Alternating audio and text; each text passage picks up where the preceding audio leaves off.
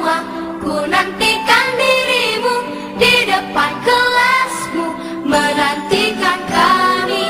Guruku tersayang, guru tercinta, tanpamu apa jadinya aku? Tak bisa baca tulis, mengerti banyak hal.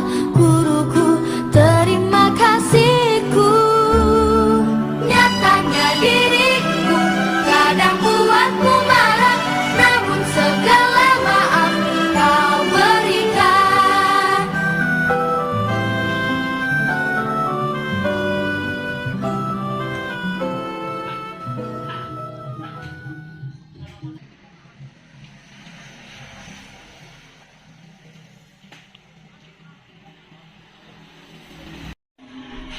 Selamat siang, Selamat Bintang. siang, Pak. Ya, Bintang sebagai ketua OSIS, ya. Iya, betul.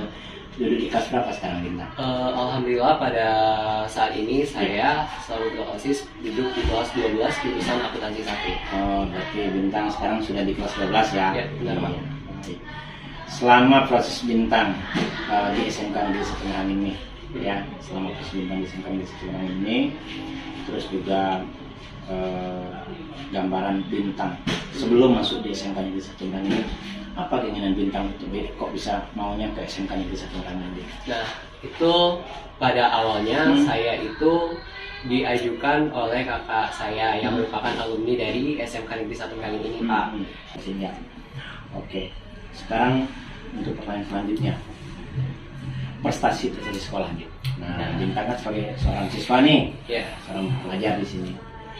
Bintang melihat setelah Bintang duduk di kelas 3 ini, prestasi-prestasi itu apa saja yang muncul? Apakah ada prestasi yang seperti ini? Ya. Alhamdulillahnya yang saya rasakan di awal kelas 10 ya Pak ya, Ya. itu kan pada saat corona itu, dan alhamdulillah pada saat itu saya dengar ada yang namanya lomba kebersihan sekolah, sekolah sehat, UKS ya. UKS. Nah, UKS itu memenangkan juara di tingkat provinsi dan melaju ke tingkat nasional. Nah, itu yang saya dengar dan membuat saya bangga sekali. Dan saya tidak heran bahwa SMK Negeri 1 Merangin ini sangat bersih sekali dan bisa memenangkan sekolah sehat di tingkat provinsi, bahkan bisa melaju ke nasional. Nah, yang kedua, salah satu prestasinya. ya benar. Dan yang kedua, kemarin ada yang ikut di Jambi atau Bungo gitu ya Pak ya, untuk lomba basket. Nah itu tim ya, dari tim basket. Nah, terus ada olahraga ya. Ya benar. Terus ada lagi yang ikut taekwondo. Oh, bela diri ya. Ya benar. Nah, untuk yang lainnya itu seperti tari ataupun musik tradisi, itu sangat menyesuaikan sekali dengan sekolah kita, Pak. Oke. Berarti begitu banyak prestasi-prestasi yang benar ada di sekolah sekali. ini ya. Oke, baik. Selanjutnya, Bin.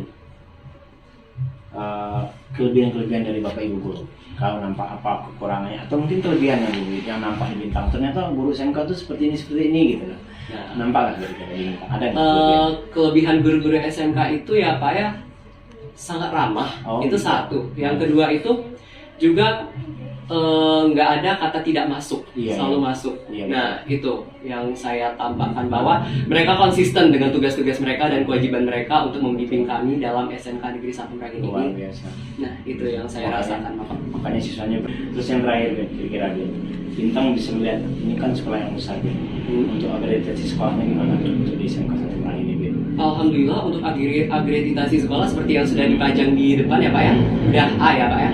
Alhamdulillah, dan itu sudah sangat dibuktikan sekali bahwa apa-apa saja yang sudah saya sebutkan tadi, mulai dari prestasi, kebersihan sekolah, hingga fasilitas-fasilitas sekolah yang ada, sehingga kami selaku siswa sangat merasa nyaman dan sangat merasa terpenuhi apa yang seharusnya menjadi hak kami di SMK Negeri 1 Merangin ini, baik di bidang pelajaran maupun di bidang fasilitas di SMK Negeri 1 Merangin ini, kami sangat merasa terpenuhi. Berarti secara akreditasi ini sudah A dan wajar ya sekolah yang besar aja. Oke Bin, terima kasih banyak Bin. Saya sudah ketemu dengan Bintang, seorang siswa saya yang berprestasi dan juga ketua OSIS di SMK Negeri 1 Merangin. Mudah-mudahan Bintang sehat selalu. Amin. Dan sukses. Mudah-mudahan nanti juga mendapat nilai yang baik di sana. Amin. Terima kasih. Dan juga semangat terus dalam proses pembelajaran. Siap. Mudah-mudahan nanti bisa masuk perguruan tinggi negeri sesuai yang kami inginkan. Amin. Terima kasih Pak. Rasa mungkin itu Bin. Baik. Terima kasih banyak ya Bin ya. Baik Pak, terima kasih.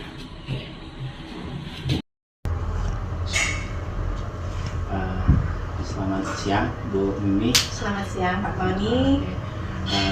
Ibu wali murid dari kelas berapa anak? Iya, saya wali murid dari Diaul Haq Asad. Sekarang putri saya berada di kelas 3 Tata Busana. Alhamdulillah dia belajar dengan baik di sekolah SMK Negeri 1 Merangin ini. Baik. Nanti anak Bu Mimi di sini jurusannya Tata Busana ya? Iya, Tata Busana Pak. Kelas berapa anak? Kelas 12 sekarang. 12 tip Tata Busana 1. 12 Tata Busana. Iya. Kira-kira apa alasan Bu Mimi bisa membawa anak Bu Mimi atau keinginan dari Bu Mimi bisa ke SMK 1 gitu? Kenapa ada pilihan ke sekolah lain sebagai orang tua gitu? Iya. Untuk zaman sekarang sepertinya sekolah menengah kejuruan itu merupakan tujuan kami. Kalau di SMA mungkin skillnya kurang diperhatikan. Iya. Tapi kalau di SMK skill itu lebih dioptimalkan. Mungkin sekitar 80% anak-anak sudah bisa bekerja kalau sudah tamat. Jadi kami belum tahu ekonomi kami ke depannya apakah anak tersebut akan kuliah ataukah tidak. Iya. Jadi walaupun dia kuliah, dia mengambil kuliah tapi dia ada skill untuk melanjutkan kuliahnya. Jadi yang jelasnya dia sudah punya keterampilan ya, itu Iya, jelasnya yang iya, dipunyai iya. Dia ya. Jadi siap untuk berwirausaha apabila Iya. tidak sekolah atau siap untuk berkarya membuka ini ya. Nah. Karena jurusan dari Tata Busana juga nanti bisa menjadi salah satu target kita kayak bisa menjadi desainer Iya, yang dalam mudah-mudahan ini, Pak Tony, mudah-mudahan. Oke, baik. Terima kasih Bu Mimi. Baik Bu Mimi. Terus selanjutnya selama Bu Mimi mungkin anak-anak Bu Mimi sekolah di sini kira-kira seperti mungkin ya seperti kelebihan-kelebihan ataupun mungkin ruangan-ruangan dari lab yang ada maupun mungkin dari perlengkapan atau peralatan-peralatan untuk Tata Busana itu gimana kira-kira? Iya, dari awal mungkin karena tujuan kami ke Tata Busana, saya melihat dari awal cukup memuaskan Pak Tony. Mulai dari alat-alat praktek, bahan-bahan semua sudah disediakan di sekolah. Alat-alat mereka hampir sesuai dengan yang ada di Dudi, jadi tidak jauh berbeda. Jadi cara yang diajarkan guru tidak jauh berbeda dengan yang di sewaktu mereka di tempat praktek. Jadi tidak banyak perubahan yang signifikan. Jikalau misalnya teknologi berubah, mungkin berubah sedikit-sedikit lah. Yang jelasnya secara peralatan Iya. anak dapat gitu ya. Iya, mereka bisa belajar. Saya kira lebih lengkap lah Lebih lengkap ya, peralatan-peralatan dan di perlengkapan ya. labor mereka. Berarti ada lab khusus ya berarti ya? Iya, mereka ada lab khusus.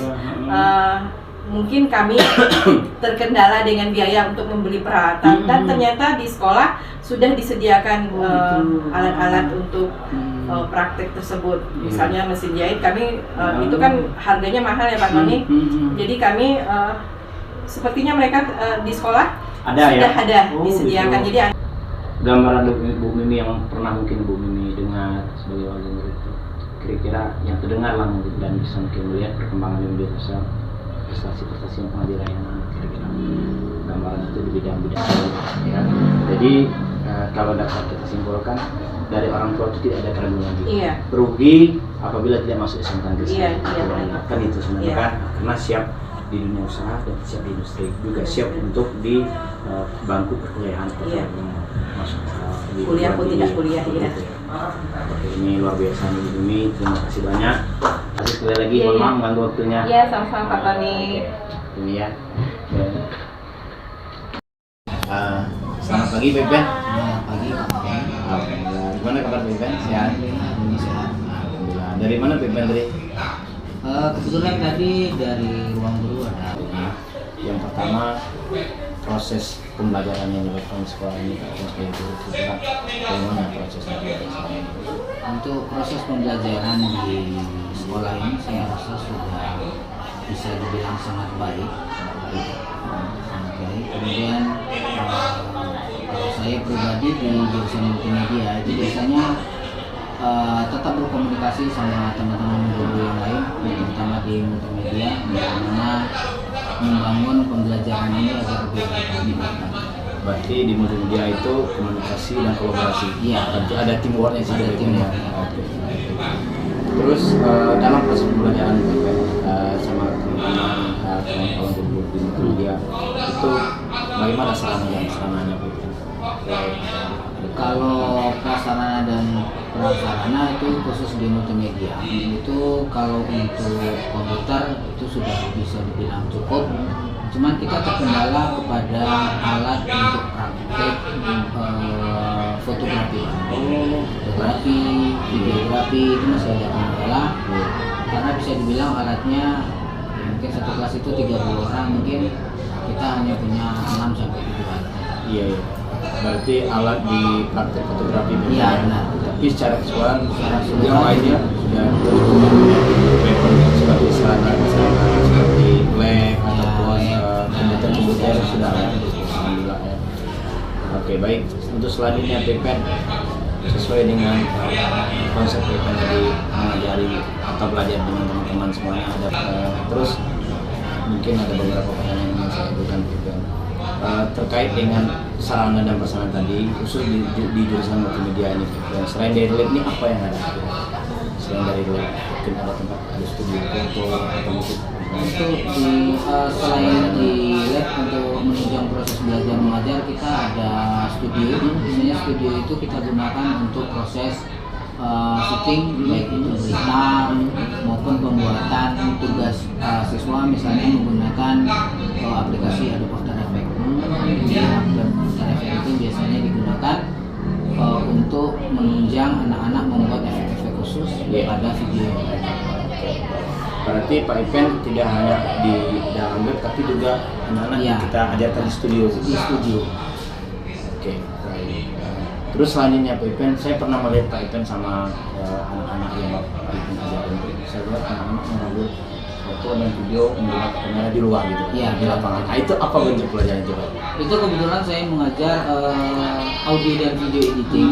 Jadi di dalam pembelajaran audio video editing itu ada yang namanya teknik pengambilan gambar. Jadi seperti yang saya bilang tadi, kalau kita gunakan kamera tidak cukup satu orang satu. Jadi saya memanfaatkan kamera handphone. Kalau kita lihat kan kamera handphone juga sudah sangat bagus sekali. Jadi pasti siswa sudah punya handphone sekarang. Jadi agar proses pengambilan gambar itu tidak terlalu lama, tidak memakan waktu, maka saya meminta siswa untuk membawa handphone untuk melakukan teknik pengambilan gambar di luar. Jadi ada bermacam-macam teknik pengambilan gambar. Jadi agar siswa memahami teknik pengambilan gambar itu seperti apa. Ketika mereka pengambilan video, jadi tidak sembarang ini jenis teknik pengambilan gambarnya apa. Berarti praktik langsung di lapangan. Luar biasa ya. Jadi anak lebih terasa lebih dapat tujuan dari belajar. Juga mengatasi kebosanan dan kejenuhannya selama ya. di kelas. Betul. Oke, baik.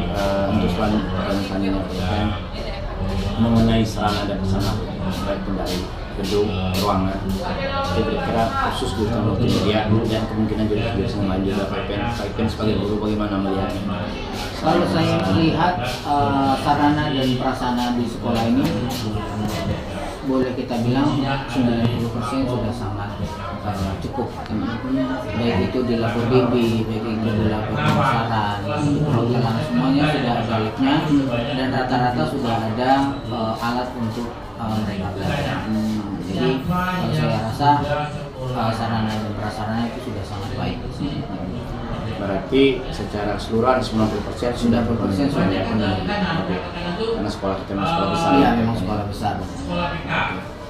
Baik, selanjutnya Pak Ipen, ini kan Ipen ini sekolah yang besar. Otomatis kan mungkin Bapak Ibu guru yang lain juga merasakan dan anak-anak yang datang ke sini juga tahu gitu bahwasanya agreditasi sering juga ditanyakan. Iya benar. Oh, ini apa nih? Kok ada agreditasi gitu? Apa agreditasinya? Kadang kan sering itu ditanya oleh kadang ada kampus. Oh, melihat ini agreditasinya apa enggak gitu? Sekolah ini enggak gitu. Gimana kalian melihat agreditasi yang itu? Jadi akreditasi di sekolah ini alhamdulillah kita sudah dapat nilai A. Pak. Ya, kebetulan saya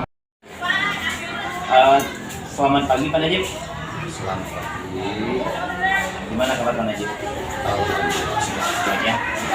Saya lihat Pak Najib pada pagi hari ini menggunakan seragam yang agak berbeda. Salah satunya adalah seragam, saya lihat ada PGRI. Kira-kira ada momen khusus atau gimana? Ya, pasti ada momen khusus Pak Tony ya. Ya. Karena hari ini adalah hari yang hari yang bersejarah untuk guru di seluruh Indonesia. Ya. Jadi tepatnya di tanggal 25 November tahun 2022 ini Ya. dalam jatuhnya hari ulang tahun guru yang ke-77. Iya. Oke. Berarti HUT PGRI dan Hari Guru Nasional. Selamat Hari Guru Nasional. Ya, sukses ya untuk kita dan semua guru Indonesia. Baik Pak Najib. Sebelum kita masuk kepada pertanyaan Pak Najib, saya ingin bertanya dulu Pak Najib di sini sebagai wakil kepala sekolah Pak Najib. Pak Najib di posisi apa? Di wakil kepala sekolah, saya dipercayakan sebagai wakil bidang kesiswaan. Kesiswaan ya. Seperti wakil kesiswaan ya. Wakil kesiswaan. Baik Pak Najib, sebagai wakil kesiswaan Pak Najib melihat siswa-siswa yang banyak di sini. Kira-kira dalam bentuk proses pembelajaran yang dilakukan di siswa itu memang kalau Pak Najib melihat terjadi sebelum pembelajaran yang dilakukan lah tadi. Ya, kalau saya perhatikan anak-anak kita punya potensi yang luar biasa Pak. Kenapa? Karena kita sadar bahwasanya setiap anak itu memiliki bakat dan minat masing-masing. Nah, ini sebenarnya tinggal dengan kita.